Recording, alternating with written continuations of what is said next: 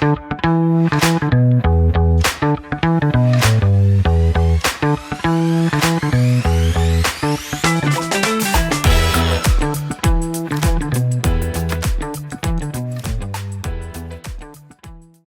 to Dot Life, Dorchester's hyper-local source of news, commentary, and analysis in podcast format.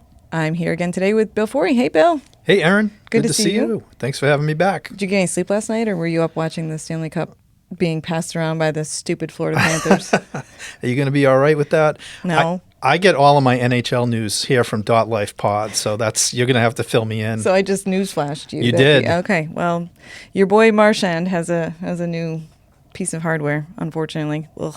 Are we mad at that? Yeah. He's disgusting. He's a rat. What about his many years of service to Boston? Can't he have like some Tom Brady like appeal locally? Do you not remember who you're talking to? Do you think Tom Brady appeal is something I'm excited about? I just mean from the true Bostonian perspective, Erin, of like one of our own being, who we really brought along and had the bulk of his career here and has gone on to continued success. Did he play for Boston?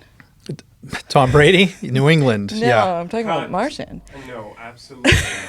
Yeah, I guess he can, be at the Tom Brady level of. I mean, I'm mystique. not putting him at the Tom Brady level in terms of his rings and all that. I'm just saying, like, I can have some,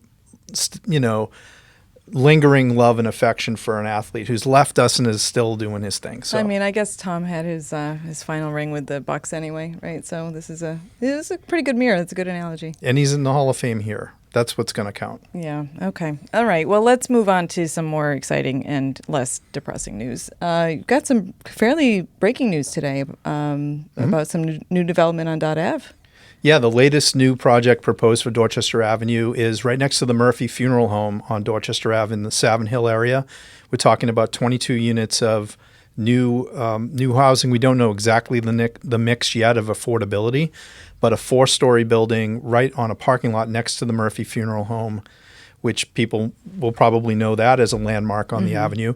But longtime family-owned business that the owners, the Murphy family, is going to be the developer of this, which is kind of cool. I think it's great that, first of all, the funeral home is going to continue. It's a very important institution in the neighborhood and heavily used by people, especially in the Savin Hill community. And it's going to be basically what's now a parking lot that's going to be repurposed and a 4-story, 22-unit housing, but with ground-level retail. So the plan just got dropped yesterday with the Boston Planning Department, so there'll no doubt be some community meetings coming up over the summer probably to discuss it. And we've got a bunch of different development things now in that neighborhood. We have another one in Fields Corner, which is we talked about briefly a couple of shows ago, I think. And there's a community meeting for that in July. There's another meeting coming up for the property that we're sitting in now at the record company in Morrissey Boulevard. So keep an eye on. We have a couple of ads in this week's Reporter from the Boston Planning Department letting folks know about those meetings. So this one at the Murphy Funeral Home, though, will be interesting because they will be losing parking. And I've already seen a couple of people commenting on our site. The article's been live for maybe a half an hour, and there's already some chatter about, what about the parking? Certainly there will be a loss of parking for the funeral home when they have wakes and things like that. Yeah. But, I think most people will see this as it's a prime spot along Dorchester Avenue in a city that's thirsty for housing and from a development team that is the current ownership, which is a little bit different than what we've seen most of the time. Yeah, it's really neat to see the locals redeveloping it with their own ambition. That's really, instead of bringing in an outside developer, which there is a place for that sometimes. Yeah, this is a longtime family business too. Like we talked about the legacy businesses in other shows, and the Murphy family has been on that corner. And by the way, keep a beautiful property, one of the nicest, manicured, well-landscaped properties along that stretch of the avenue. So they're good owners and longtime neighbors. That's awesome. There's another new piece of development that was in the Reporter this week, 141 Westfield Street, but this one's a little bit different than other ones we've talked about. It is micro apartments, which I don't know what the square footage is of a micro apartment. Do you know? I don't. Micro. It's a few hundred square feet, and This is a project that we've been following for the last 5 years. Seth Daniel wrote the story in the Reporter this week, and he's visited this property while it's been constructed a few times. And it's a couple, a husband and wife team, Vivian Gerard and his wife Elisa, who many people in Fields Corner will know. They're very active civic people in the business community as well. Are they Homestead Bakery? Yes. Okay. Vivian and Elisa had a role in originating Homestead Bakery, which is at the corner of Dot Ave and Adams Street. Great cafe and very cool community gathering spot. And they're no longer, I think, the ownership there, but they had a big hand in getting it off the ground. And they've been, most of their time, their spare time lately has been spent building this 3-decker on Westville Street, which is on a property that they owned. And they decided that rather than do the conventional sort of build with hiring a contractor and getting it financed and doing all that, they just did it themselves. I love that. They're obviously very handy Yeah. and also resourceful because they spent a lot of time gathering supplies. Like salvage, right? Salvaging. They Yeah. went to, there's a co-op that you can go to, Boston Building Supplies, I think it's Boston called. Building Resources. Yeah, Exactly. That's in JP, right? I think so, or it might be in Roxbury. Okay. But it's a tool for folks who are looking to get low cost, repurposed materials. Also a great place to donate materials if you are not using them because they will take a lot of good condition stuff. Very true. Yeah. And they also sourced some of the building supplies from friends and neighbors who had extra tiles in their garage or whatever they had. And they built this 3-decker home from ground up. Okay. Framed it. They would do this year round. And just in May, actually, right before Dorchester Day, they had like a grand opening for their friends and neighbors who helped them do this. The big takeaway, though, for the public perspective is it's $750 per apartment, I think believe? it's $869 a month. $869. It's pretty freaking affordable. And that's their market rate unit. They also have a quote unquote affordable unit that's a little bit higher priced actually because it's marketed through the city. 14 units in this building, and they each have, it's basically like a studio. It's called a compact living unit, and they have a kitchenette, bathroom, and a bedroom. Do you know what the affordable rate is for the city's designation of affordable units? For this particular building? No, in general. Oh, no, I don't exactly. But this is lower. I know this is way significantly below lower. Yeah. what that even is. I mean, you're probably talking closer to $2,000. Yeah, right. Wow, that's crazy. So, but this has been an intentional project by Vivian and Elisa because they wanted to create living units for people who worked with them at Homestead. That was the original idea. And they were just finding people who, work an hourly job in the city. It's impossible for them to find a place to live. So when they had this idea, they also wanted to kind of model this and show how it could be done in Dorchester, and maybe other people who have, extra room on their, maybe have a double lot or something would want to build something next to them, but at an affordable price. So I think they pulled it off. Oh, I mean, he did note that the biggest expense was the coding requirements, right? So it's not necessarily the labor, although they did a lot of that themselves where they could, or the materials. It's meeting these really strict code requirements. So I think, we've had this conversation for years, but we do need to revisit our coding in Boston because if we're preventing affordable housing, I think we're missing the forest for the trees a little bit. Yeah. I mean, I think that, part of that concern around making sure codes are right are from we've had tragedies, right? We've had people lost in fires that buildings weren't to spec, and so there's got to be a balance there. But I think when this idea is driven from people like Vivian and Elisa who live there, they're not, they live on Westville Street. They're not trying to build a cheap building and run away and take the profits. Exactly. They're well-intentioned all the way. Yeah. And, the building also looks really good. Like Seth Daniel, I was talking to before I came over, I said, how does it actually look inside? You got a lot of different materials going on. He said, they did a beautiful job with the craftsmanship. And a lot of love and a lot of care went into the project. So it shows. And I forget, I think you had it in your article, but I don't remember the exact number, but it was like 600,000 total? Like, that's crazy. Yeah, they pulled it off, and it took a long time. Yeah. That's, Yeah, they had the time and the ability to take their time, which is cool. This is such a cool idea. I think this has been modeled in other cities. I don't know about the U.S., but I think Europe has several micro apartments. It's something It we wouldn't should look surprise at. me that Vivian may have sourced this idea from Europe. He's Yeah. from France originally. And I think Elise is from Illinois, so I'm not sure exactly It's their the origin France story. of America. I don't know if you know that. It may be. You should have them on. I Yeah, think they would for be sure. wonderful guests, and they're both very active in other things. Vivian's very much in the bicycling community in Dorchester and does all. He's anti-graffiti crusader. He does a lot of different things. Really lovely people. Love to see that creativity. We've got another development story. This is Yeah. Development Wednesday. We're recording on a Wednesday. Yeah, there's a lot going on. It's good to see. I used to work for a AEC company, construction engineering, and my boss at the time told me, if you see cranes in the skyline, that's a good place to live. So, Yeah, and part of the criticism lately in the mayoral campaign has been there's not enough cranes, and that's true to some degree. There's been a bit of a slowdown, but what we're seeing at the neighborhood level is there's no slowdown right Yeah, now. I mean, right. and the next project I think you're going to bring up is MAMLEO, which Yep. is the Mass Association of Minority Law Enforcement that's been based in Dorchester on Columbia Road since the 1960s. And they've been in a building that's really a repurposed home. And it used to be part of a Jewish synagogue community there. And it's a fairly nondescript building. And but they've had a couple of different thoughts around redeveloping that site. At one point, they were going to put senior housing on the site and their own headquarters. They've kind of scrapped that idea. Now they're just going to build their own headquarters with some other community amenities there, like a function hall for people to have events at.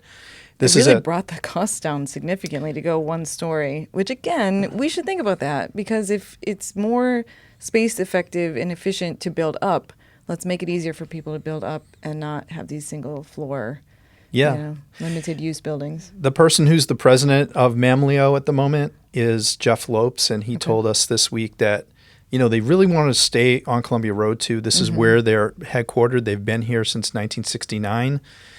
So much of their membership, they're not just a Boston police union. It's a statewide union, but it's heavily Boston police and local men and women who grew up in Dorchester, Roxbury, that area. And this is their law enforcement union. They're very passionate about what they're doing, and they're also the design of this building is pretty cool. We actually have a YouTube video up on the site at .news.com. People can take a virtual tour of it. One notable feature is it's all glass along the frontage of Columbia Road. That's cool. And also like a green roof. But the glass part is cool because for a long time people would think of Dorchester in general and especially Columbia Road as you'd go drive by. It's a lot more of a bunker-like feel to some of the buildings and very industrial, but not in a inviting way. Right. This is a glass frontage with very open to the community, and I think that's part of the message that these men and women who are law enforcement want to convey, that they're very confident that they want to be in Dorchester and build there, and the building itself sends that message. What's the timing on that? They're just still in like the planning mode. So they had an abutters meeting this week, which is how we kind of learned about it, and did a story that's in the reporter this week. But I think you're about a year away from actually being in the ground there. Okay. Yeah. Cool. One last piece of development news, which is a little more fun, is the JJD Garden in Upham's Corner has reopened. That's a community garden. We had Shawnee Fletcher from the Office of Urban Agriculture in a few months ago now. That's right. Yeah. We're talking in months on this podcast. I think this is episode 10. Yeah, Congrats. it is. Thank you. Trustees of the reservation run this, as they do many of the community gardens throughout the city and the region. And they just reopened after a renovation project. This particular garden is on Julian Street, I believe, in Upham's Corner. And it's a popular spot. It's been around for about 30 years now, but it needed a facelift. They got some funding through the city of Boston, which Sheila Dillon, who's the chief of housing for the city, was one of the speakers at the grand opening. Of course, this is a community garden. You might say, well, why is the chief of housing? But they're under that department, right?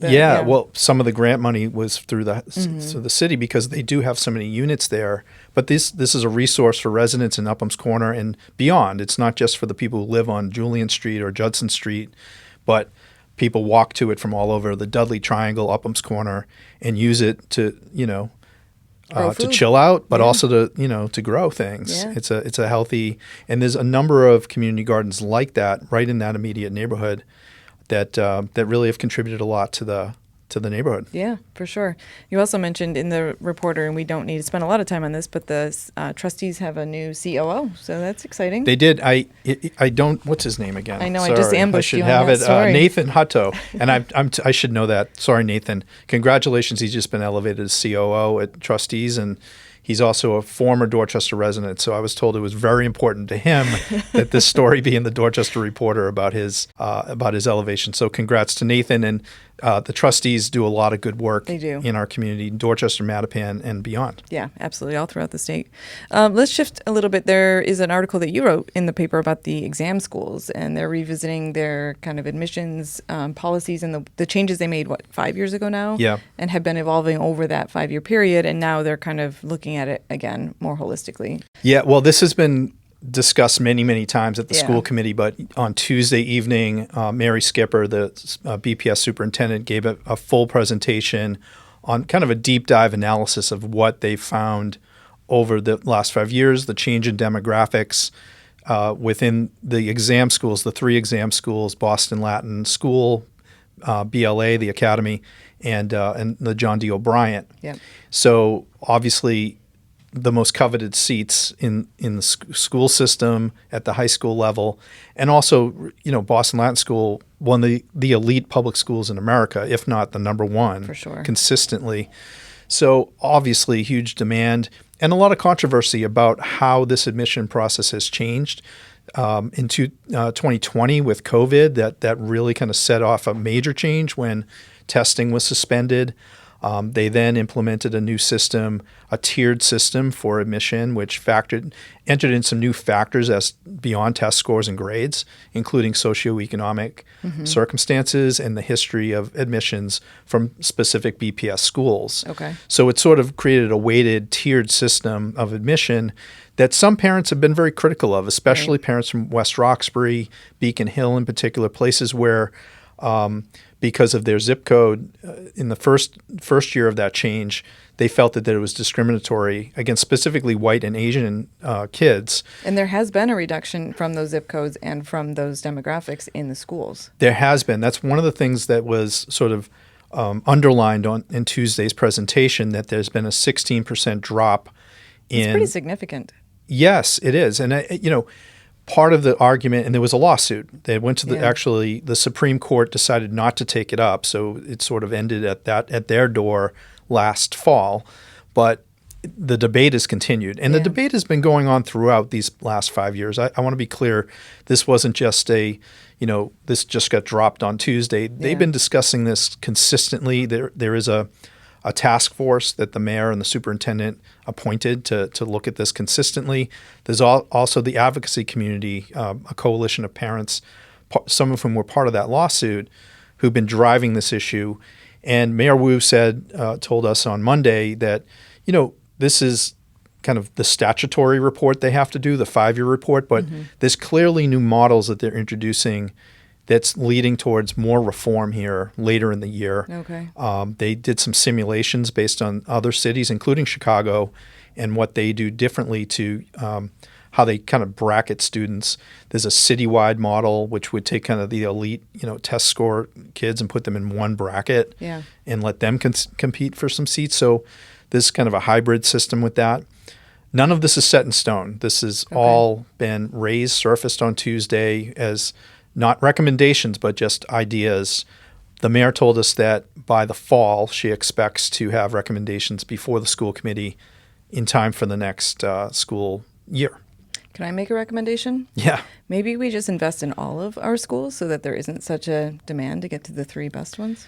I don't know. Just throwing that out there. That's something the mayor said in our interview. I mean, I think to cut through that, that's the ideal, right? The practical here is that parents and students, a lot of high achieving students who aren't getting in are like leaving the system. Yeah.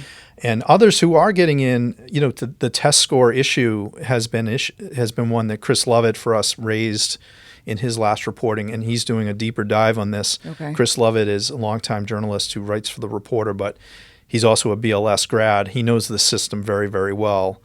and he'll have a much more, I guess, nuanced and investigative look at these different models in an upcoming edition of the I'm Reporter. interested to It read might that, take us a yeah. couple of weeks to It's a lot. to get through all the the data, but Yeah. it's coming.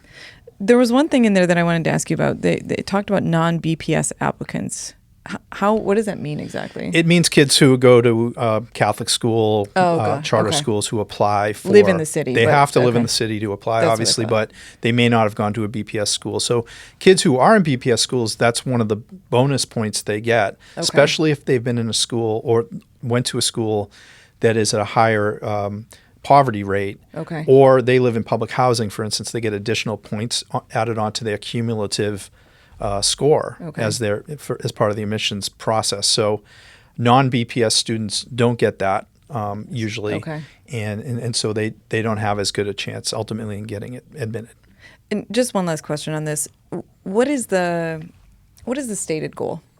I mean, obviously, it's to increase diversity in those schools. Is there any foundational reason for why that needs to happen other than just diversity for diversity's sake? Well, I think it was just the recognition, over many years. And by the way, this is a debate that's been going on as long as I've been covering the city, and it's a long time under Tom Menino and Yeah. Marty Walsh and others. It's about equity. It's about okay. There was certainly a lopsided the BLS and BLA populations particularly were not representative for many years. I don't think anyone would dispute that. Yeah. I think the dispute is how do you correct it in also in an equitable way. But the stated goal is make it representative of the city's population. The mayor says they've done that. I think some other observers agree. But if you're a parent who feels your child should have gotten in, it's a hard case. It's a hard sell, and I think the mayor recognizes that. It is an election year, Yeah. and I'm not saying that this debate is just starting. Again, it's been going on and on. Every year, this Yeah. is resurfaces. Oh, I said that was my last question. I have one more. What is the mayor's role in this? Because they don't have control over the schools, right? This isn't a mayor-run school system. No, it is actually. I mean, the mayor appoints the superintendent. She appoints the school committee, and Okay. that is an issue within this mayoral election. Josh Kraft, for instance, supports a hybrid school committee model. Julia Mejia and others have really pushed hard for an elected school committee as opposed to appointed Okay. to try to sort of wrest control away just from the mayor. Okay. But it's been the mayor who appoints the school committee since the early 1990s. And that was a correction made because of dysfunction in the school department. Got it, The okay. elected school committee, frankly, went off the rails often, caused the court takeover of the system back in the 1970s because of their refusal to follow the law. So school committee remains a hot topic. Wow, but this is an episode. Oh, yeah, absolutely. And there's strong feelings on both sides. The mayor is on the record as wanting to keep it appointed. Okay. But let's recall there was a non-binding referendum before city voters a couple of cycles ago where the majority of Bostonians said they actually want an elected school committee. Yeah. Okay. A lot of people disagree with that. I'm one of them that thinks it should stay appointed, frankly, Okay. and that the mayor should be held responsible for the quality of the schools. Yeah. I wonder if there's a hybrid model somewhere that we can borrow from where there's some election, but there's also oversight. I don't know. I'll look and I'll do my research on that. Yeah, and have that debate. It would be a Yeah. really good episode. Yeah, for sure. Final thing, we are talking about the mayor. Let's talk about a mayoral candidate who Yep. hasn't been as high profile as Josh Kraft or Mayor Wu. Domingos DaRosa? DaRosa, and he's one of the reasons we have a September 9th preliminary election for mayor, because he and another gentleman named Robert Capucci, who will also be profiling soon, he's from, I believe, East Boston, Robert Capucci, and has run before. But Domingos DaRosa, this is his first candidacy for mayor. Okay. He's a 47-year-old father of four who grew up in the Dudley Triangle, like Roxbury-Dorchester line. He's originally from Cape Verde. He immigrated here as a very young person with his family, and he was not born here, but raised in Dorchester, Roxbury, and has a landscaping business. He's a volunteer football coach at the youth level, Okay. which is really what kind of has sparked Domingos DaRosa's activism in the city. He's been very very vocal critic of the conditions of city parks, in particular Clifford Park, which is by Mass Ave in the kind of Newmarket area, border Mass Cass, and a lot of the problems in Mass Cass have been centered around Clifford Park. So Domingos has been a vocal critic of not only the Wu administration, but prior administrations as well, and city councilors. He ran. Did he run for city council? He's run for city council 3 times, and he's not been successful. He lived in Dorchester for a time. Now he lives in Hyde Park. But really, his base of friends, his network, is in Upham's Corner, which is where we photographed him for a story that's in this week's Dorchester Reporter. We're doing profiles on all the mayoral candidates, so it's not a special treatment here, but he's the first in a series. But I think Domingos is a very interesting person and candidate. First of all, he's acknowledging he's not raising money. He's not trying to like compete with Josh Kraft or Mayor Wu, which is a wise decision. Yeah. But the decision to run itself is a question, right? Why run for mayor if you frankly can't be competitive with finance? So we asked him that, and his attitude is I think he does think he can win. So that's a question for him. Okay. But he wants to surface these issues, some of which have to do with quality of life, almost like urban mechanics things, cleanliness in city business districts. He's a critic of the mayor, certainly, on things like infrastructure, bike lanes, etc. But interestingly, he's not a fan of Josh Kraft either. Okay. So he decided, look, I'm going to run. And his campaign manager, who's quoted in the piece, said when he told her that he's going to run for mayor, not city council, she's like, I don't get it. Like, why are you doing this? So even his own supporters probably have that question. I think it's interesting that he's surfacing issues at that granular level in the neighborhoods that that's a good thing. Yeah. It's helpful for for the sure. city. And we've talked about that even with the Kraft candidacy, whether or not he's viable. He makes Mayor Wu have to respond to things. Totally. And whether it's White Stadium or the Blue Hill Ave project or the schools. All of these things with the pressure of a mayoral campaign, this is the time for things to get into focus. So I credit Domingos for doing that. And we'll see. He's got an interesting story, and even people who aren't supporting his candidacy say good for him for, getting out there. Yeah, it would be a very cool story if he could be successful without having to raise copious amounts of money. Obviously, money in politics is a huge problem in this country at every level. So yeah. I'd love to. It's a long see it. shot. It's a long shot, and we're upfront about that in the way we frame it. He's gonna have to go to every door. He'd have to go to every door and then some. And he has been invited to a candidates forum. A couple of them already, and because he got enough signatures. He's on the ballot. But he's also met some other thresholds. So, the Mass Affordable Housing Alliance is having a major mayoral event in July. I think it's at the Reggie Lewis Center with certain candidates. They've invited Domingos to participate along with Mayor Wu. And Josh Kraft. So his voice will be part of that discussion. The fourth person in there as well? I'm sorry, I forgot. Robert Carpucci, and he's run before for mayor, unsuccessfully, obviously. We know less about him, but we are doing a story, and so we'll have something more on him in the next week or two. Cool. Thanks for covering it for folks who don't know these candidates. That's why we're here. That's what we do. What's up next week? We have a lot of graduation stuff coming up, more development. Surprise, surprise. We'll be covering these meetings that are coming up to let folks know what's happening. And I'm excited. One thing to mention, and I know this is not a Dorchester event, but it's right over the line, is the Milton Music Festival is coming up on Milton Hill, right over the Neponset River. That's not this coming Saturday, but the following Saturday. Does it have a car whatever that show is, the associated 27th. with it or something? No, it's a 2-day festival. So on Saturday, they do like kind of rock or a mix of pop music live and fireworks. So this is also a caution to folks with dogs, who I know including you. So if you live in the Dorchester Milton area around Lower Mills, that can be a difficult evening for your pets, but it's one that families look forward to. Everybody's invited. It's in Milton at the top of Hutchinson Field, which is right over the line on the top of Milton Hill.